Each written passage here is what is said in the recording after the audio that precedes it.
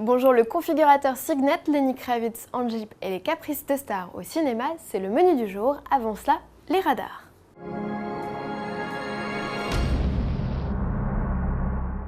Je vous le disais, avant de développer nos titres, clin d'œil à nos reporters Autoplus iPhone. Did notamment a eu l'œil en immortalisant lundi le démontage d'un panneau signalant la présence d'un radar au 139 de l'avenue d'Italie dans le 13e arrondissement de Paris.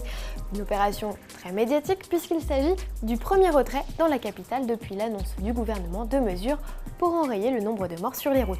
Merci également à Philippe pour ses clichés.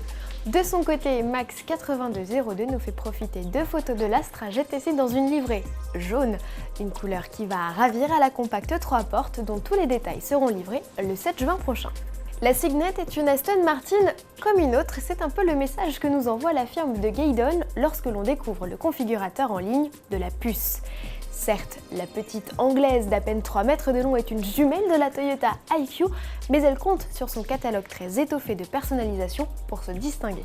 Au menu, près de 25 couleurs de carrosserie et autant de déclinaisons de cuir, la configuration devient même infinie avec une vingtaine de teintes de surpiqûre. Bref, de quoi justifier son prix? Pas sûr, les tarifs de la Britannique démarrent à 38 250 € avec le bloc essence de 98 chevaux et la boîte manuelle 6 vitesses. Seul regret, le configurateur exclut toutes les options de type coque de rétro chromée par exemple. Lenny Kravitz s'éclate au volant d'un Jeep Wrangler Unlimited et ce n'est qu'un début à en croire ce teaser. Un film plus complet du chanteur et du tout-terrain hors des sentiers battus est annoncé pour août. En attendant, on profite des deux icônes au son de la chanson Rockstar City Life apparaître dans le prochain album Black and White américain de la rockstar. Lenny Kravitz est un inconditionnel de la marque Jeep.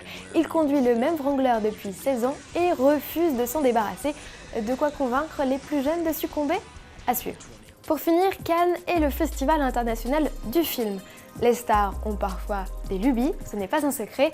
Catherine Abonin, directrice des relations publiques du groupe Renault, nous révèle des anecdotes de tournage. On a vu parfois des acteurs demander à dormir dans les voitures plutôt que dans la chambre d'hôtel parce qu'ils avaient pu apprécier le confort durant le tournage. Et donc, il nous est arrivé parfois de fournir 3 voitures pour le tournage, le doublage et le confort de la nuit. On a quelquefois équipé des voitures spécialement pour des personnes qui ne pouvaient pas facilement conduire, soit parce qu'ils n'avaient pas leur permis. C'était le cas historiquement d'Eddie Mitchell par exemple. Autoplus.fr a eu l'occasion de découvrir les installations des différents constructeurs automobiles au Festival de Cannes. Ne manquez pas de les découvrir dans notre JT spécial du 13 mai. À demain!